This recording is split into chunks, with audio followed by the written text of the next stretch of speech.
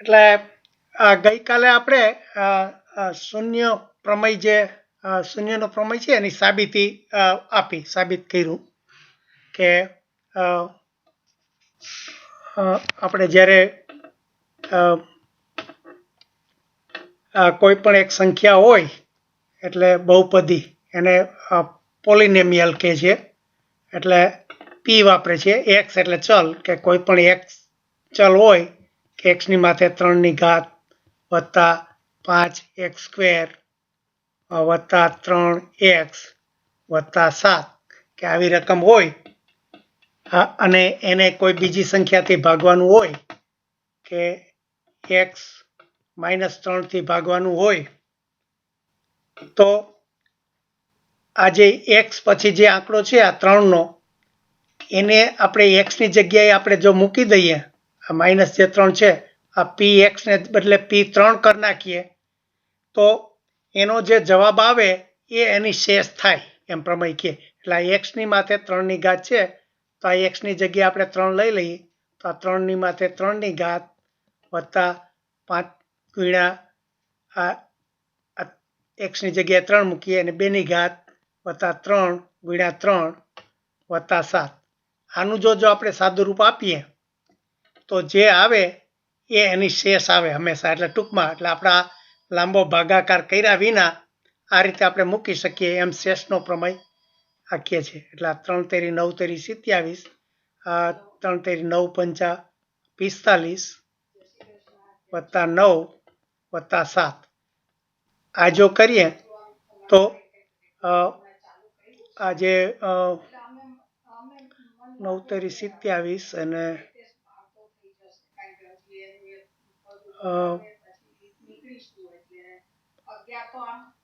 એટલે ખબર નહીં આ જે સરવાળો થાય મને લાગે આને 3 ને આ 3 વખત ગુણ્યા છે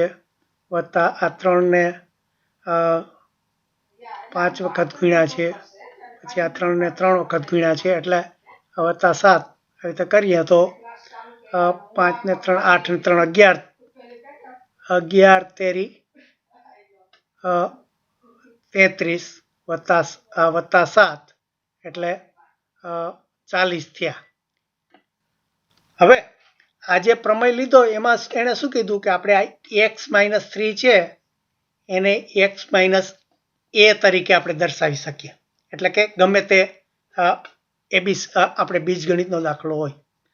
પણ પાછી શરત એ મૂકી છે કે જ્યાં આપણે a લઈએ ત્યારે એની લિમિટ બતાવવી પડે તો કે એ r નો સભ્ય હોય આર ગણનો હવે આર એટલે શું તો કે આર માં તો ગમે તે આવે કે આ -3 આવે +3 આવે 1.5 આવે ગમે તે આવે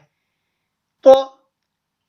હવે જો આનો આપણે વિચાર કરીએ આ ભાજકનો કે x - 3 છે હવે એની જગ્યાએ જો હું થોડુંક ટ્વિસ્ટ કરું છું કે આ માઇનસ છે એની બદલે પ્લસ હોત તો શું થાત થઈ શકે કે નહીં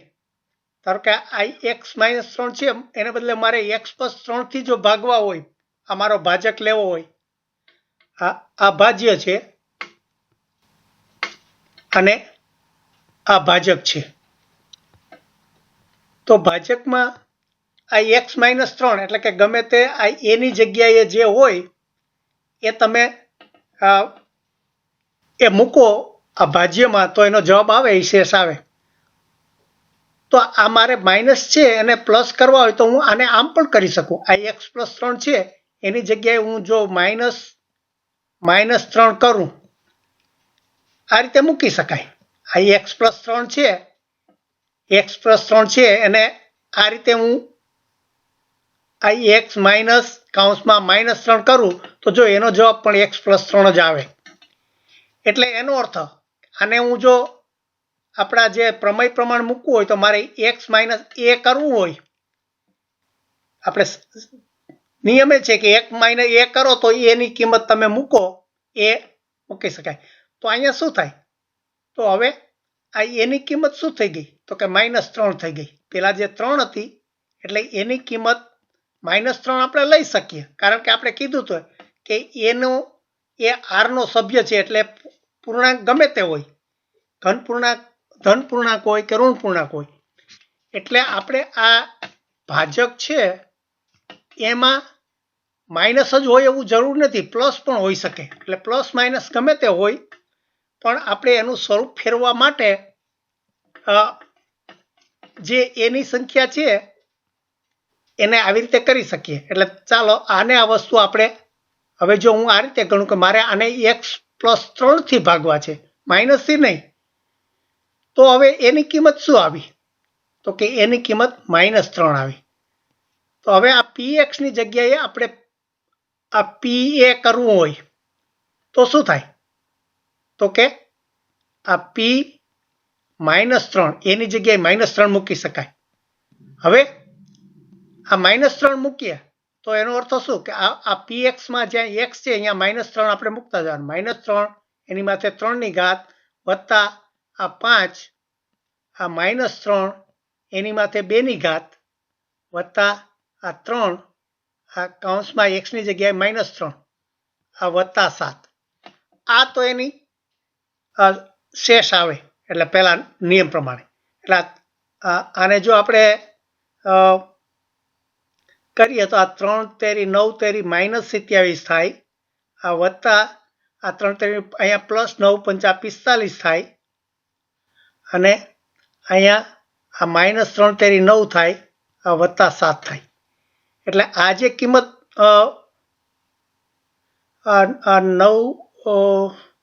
9 પંચા 45, 9 તેરી 27, એટલે અહીંયા 18 રહે. 18 -9 વત્તા 7, તો 9 વત્તા 7 એટલે 9 ને 7 16. જો 40 ને બદલે આ 16 કિંમત આવી ગઈ. એટલે આ રીતે આપણે ગમે તે પ્લસ કે માઇનસ ગમે તે હોય, પણ આ શરત એક જ હોવી જોઈએ કે આ એકની આની માથે એકની જ ઘાત હોવી જોઈએ, અને અહીંયા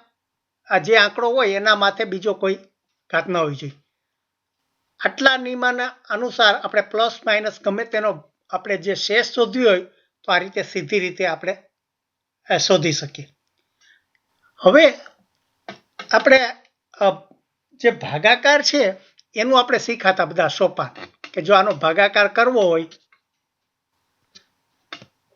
હવે આ શેષની વાત કરી ત્યારે એક એનો બીજો ઉપયોગ હું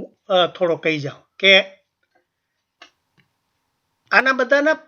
નિયમો આવી રીતે શા માટે બનાવવામાં આવે છે, કે શેષનો નિયમ શું કામ, એટલું બધું મહત્વ શું? તો શેષ આપણને ખબર છે કે ધારો કે આ 725 હોય એને હું 124 ભાગું તો જે કઈ શેષ આવશે એ શેષ હંમેશા 124 કરતા નાની જ આવશે. એટલે શેષ કાં 0 આવે, કાં 1 આવે, 2 આવે, 3 આવે, ગમે એટલી આવે, પણ એ આ છેલ્લી 123 એટલે 124 થી નાની આવે. એટલે આ શેષની સંખ્યા કેટલી થઈ? 124. એટલે 124 થી શેષ હંમેશા જુદી જુદી આવે. હવે આ 725 ને બદલે મેં 17,537 કે આવો મોટો આંકડો હોય અને એને હું 124 થી ભાગું તો પણ હંમેશાની શેષ આ જ આવશે, આ 124 સંખ્યામાંથી જ આવશે ગમે. એટલા માટે આપણે ગમે એટલા મોટા ભાગાકાર હોય પણ જો આ શેષ ફિક્સ હોય તો આનો મતલબ શું થયો કે ધારો કે તમને બધાને 124 વિદ્યાર્થી હોય અને બધાને પાસવર્ડ આપણે બનાવવો હોય તો બધાના પાસવર્ડ જુદા જુદા થાય. જો આ 124 કોઈ દિવસ રિપીટ ના થાય. એટલે આ ગમે તેવા આંકડા જુદા હોય તો પણ આ શેષની સંખ્યા ફિક્સ જ થાય અને એ રિપીટ ના થાય. એટલે એનો ઉપયોગ બધા પાસવર્ડ બનાવવામાં કે ગમે તે નંબર દેવામાં એનો ઉપયોગ થાય. એટલે કે ગમે એટલા લાખો કરોડોની રકમ હોય પણ હંમેશા એની શેષ આનાથી જુદી કોઈ આવે જ નહીં. એટલે આ રીતે આપણને એક ફિક્સ અને યુનિક એટલે જેનો કોઈ બીજી કોપી ના હોય એવો આંકડો મળે. તો પાસવર્ડમાં આપણે એવું જ જોઈએ કે કોઈ બે વ્યક્તિના સરખા પાસવર્ડ હોય તો ના ચાલે, એ પાસવર્ડ બધાના જુદા જુદા જોઈએ. તો એટલા માટે આનું આ મહત્વ છે કે આ શેષ પ્રમેય છે એનો મોટામાં મોટો ઉપયોગ છે કે ગમે ત્યારે તમને જે વસ્તુનો તમારે જોતો હોય ત્યારે એનો શેષ મળે અને એવી શેષ બીજા કોઈની જ્યાં સુધી પેલો આંકડો બદલે નહીં ત્યાં સુધી એ સરખું જ રહે. એટલા માટે એનો ઉપયોગ છે. હવે એમાં આ ભાગાકાર આપણે જે શીખ્યા એટલે સાદી રીતે અંકગણિતની રીતે ભાગાકાર કર્યો તો આપણે કે આ બરોબર છે કે આને આ જો મારે આ 5x² અને આવી સંખ્યા હોય અને આને x + 3 થી ભાગવા હોય તો આપણે પેલો ભાગાકાર કરતા જતા હતા કે આના બધા સોપાનથી કે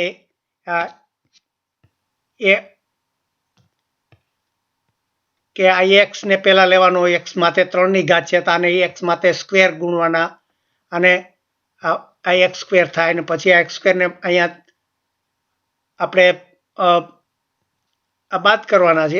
કરવાના છે અને આ 3x² થાય. એટલે આ રીતે આપણે કરતા જતા હતા. આ છેદ ઉડી જાય 5x² માંથી અહીંયા 2x² વધ્યા પછી પાછું અહીંયા કરીએ કે ભાઈ આ x છે આ x² છે એને ગુણવા હોય તો વત્તા પાછા આપણે આ 2x થી ગુણીએ તો આનો છેદ ઉડી જાય તો આ 2x² થાય ઓછા અને આ 2x છે એને 3 ગુણીએ તો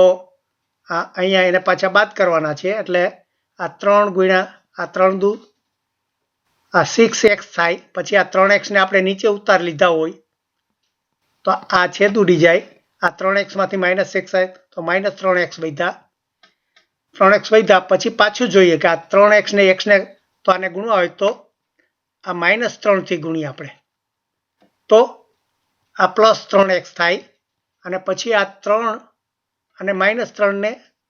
આ આપણે ગુણીએ તો +9 થાય અને આ 7 ને નીચે ઉતાર લઈએ આપણે તો આ છેદ ઉડી જાય તો આ 9 ને 7 15 શેષ વધી. આ રીતે આપણે એના સોપાનથી બધું શીખાતા.